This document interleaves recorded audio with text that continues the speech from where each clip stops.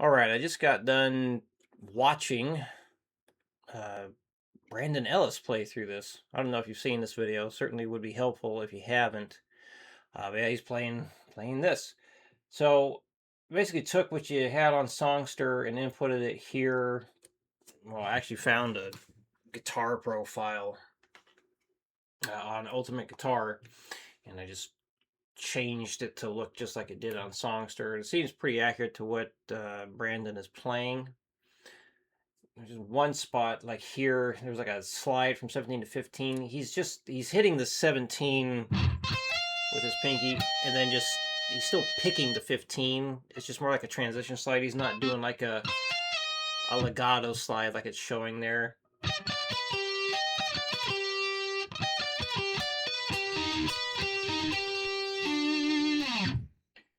I'm using a D tuner to be in the same pitch as the song, and these things always sound so weird to me because I'm hearing the new tuning from the speaker, and then I'm also hearing the acoustics of the strings, and it's just like, oh Lord, oof. Yeah. Anyway, so question like, how would I practice this or work on transitions?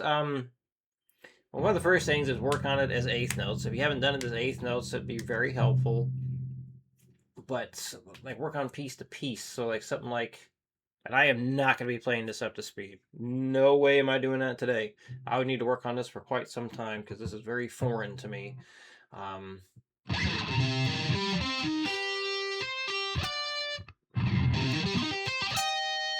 So there to there, and just being able to nail that, work it up as eighth notes first again, if need be. I mean, it would certainly get a lot more reps in. I guess more information would be helpful. Like, how fast have you gotten it so far? How fast have you gotten individual parts? Things like that. So, like, if you can't play the individual things up to speed, then obviously that's going to be problematic. If you are consistently going past 120 with 16th notes on this stuff, okay, maybe you don't need to work on eighth notes. It still wouldn't hurt to do eighth notes, though. I mean, it can certainly help. This way you get more repetitions at the slower speed, so it gives you a chance to really, get used to where those fingers need to go. But yeah, just working on that right there would be good. And then here to here.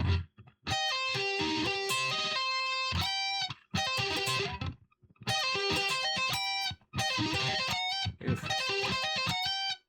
Keep missing the aim.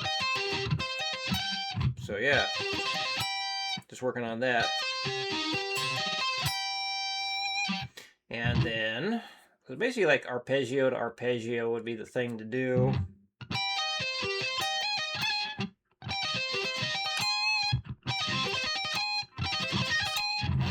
And then here to here.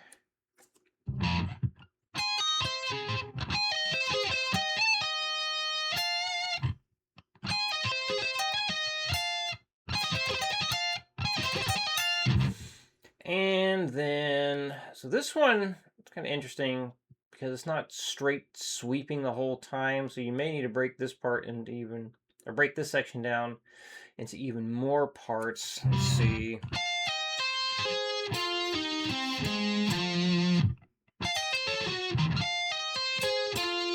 I mean, you can go really far with it, like, just do beat to beat.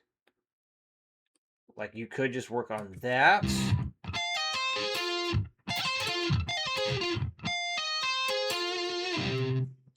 You can go here to here.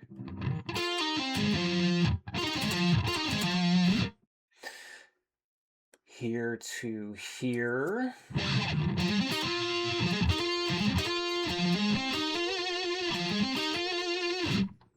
And of course here to here. Now you'd need to pick that note if you're going to do this. I know it's supposed to be hammered on, but when you break it down like this, you might need to change things a little bit.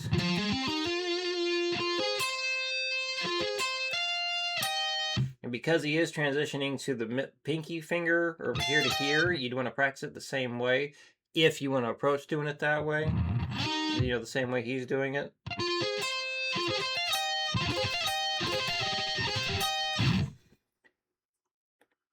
And then, oof, this part.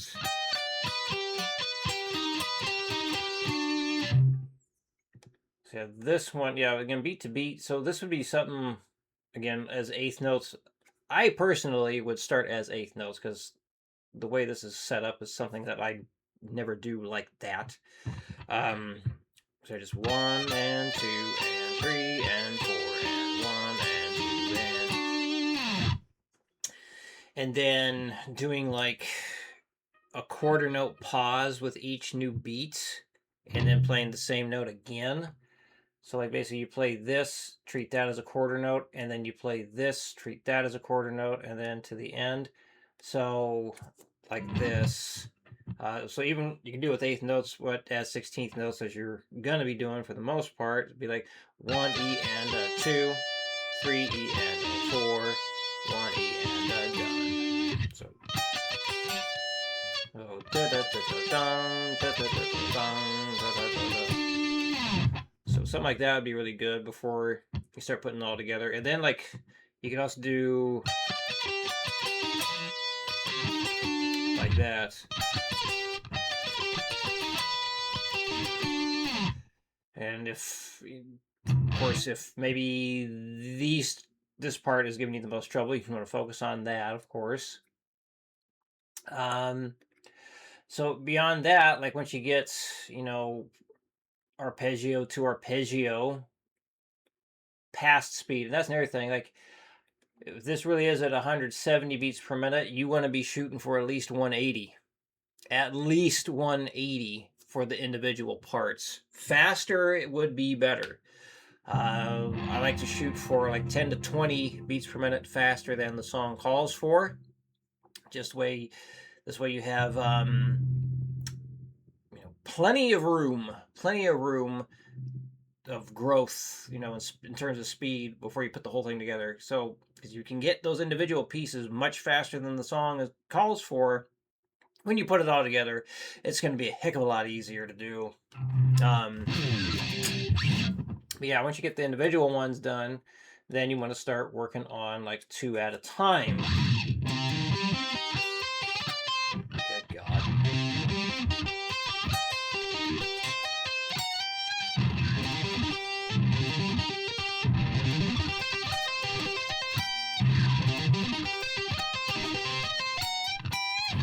And that's why, you know, I'm going to say working up at the eighth notes first would be really good. Unless you are consistently getting past 120 with the 16ths, start with eighth notes instead. Again, more repetitions is always a good thing. Always a good thing.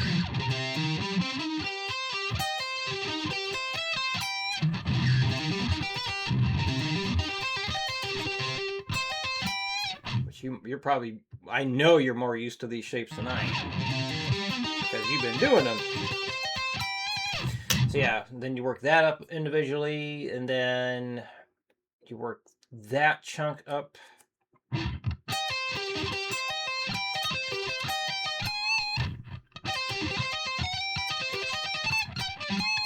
That's something you just need to have committed to memory. You can't really sight read that now, can you? There's just too dang much happening. Ugh. Yeah, that part, and then of course, oh yeah, like we talked about breaking this up beat by beat, but yes, like going all the way down, that's another good one to work on its own.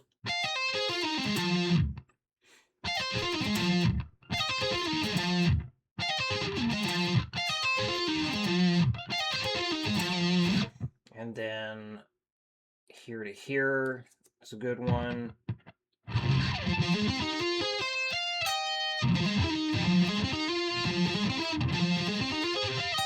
Damn, I really want to go to that ring finger.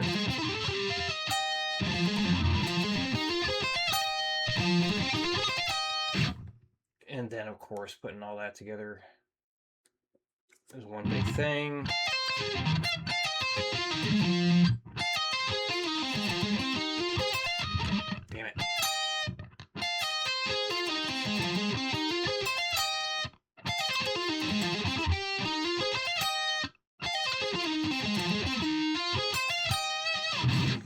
Anyway, so where was I? I did there to there. So then, yeah, you'd want to work on like here.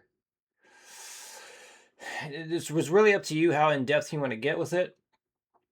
So like you could take it to just right here. That would be fine.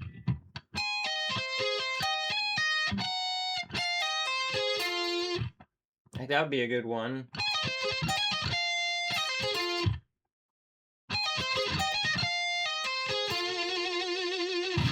And then of course you can take it further, like maybe all the way down to the bottom of that section.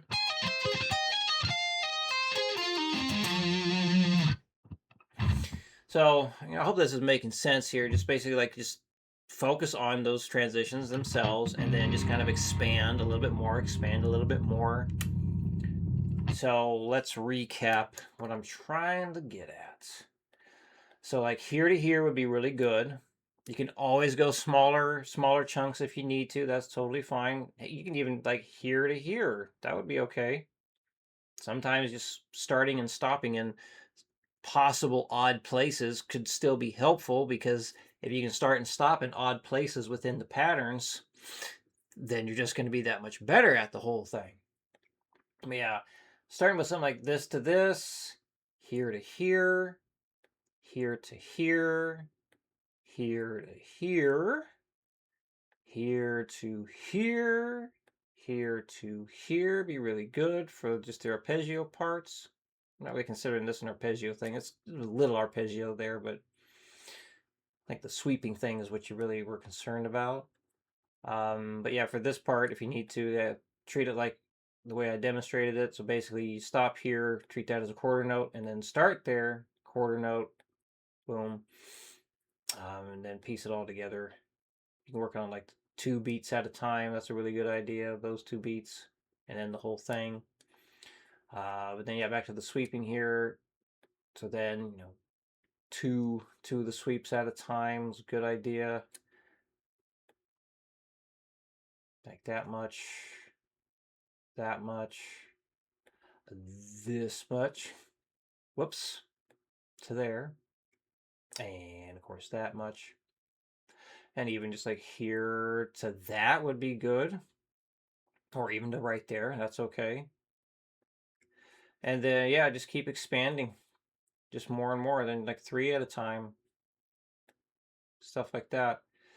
So even though that's like a lot of extra steps you can take, many times the extra, just like when you started going up in twos for like those sextuplets and you noticed how you made a big improvement. Same kind of idea here, same kind of idea. That's another thing, like you go up twos or ones are fantastic for really troubleshooting things. So yeah, it might take, the practice session will take longer to get from, the slow speed to the high speeds, and still start at the 60, because you need the reps. Yeah, if you have the time to go up in ones with this stuff, man, you're gonna see so much more progress that way. So, but you could also like go up in fives until things started getting challenging. So like maybe you go from 60 to 120. Like all right, 120 is getting pretty tough. Go up in ones from there. So you can work it up in fives until you get to a point like all right, things are getting tricky. Then continue on with ones from there. One suggestion I've given people is, we'll use 120 again. So all right, you got to 120. Things are getting kind of tough. Well, maybe drop it down to 110 or even 100. So like, okay, well, things are comfortable again. So basically back it down to where it's comfortable again, and then go up in ones from there. So this way, when you get to the uncomfortable spots where it's usually giving you trouble, it's going to be a lot easier. But yeah, break it down to the tiny pieces. Just, sweep, one shape to the next, and then 2 shapes together, 3 shapes together. Just keep hammering away at the individual parts. Get it faster than the song calls for. Work it up in ones when possible. Work it up. The whole thing is eighth notes. Another great thing to do. So that would be my take on my unscripted first seeing it approach to breaking it down. And that's really how I do any of this break it down to build it up stuff. It's just like beat to beat, in this case sweep to sweep, and you can still do beat to beat on that, do it as eighth notes and all that. Really good idea.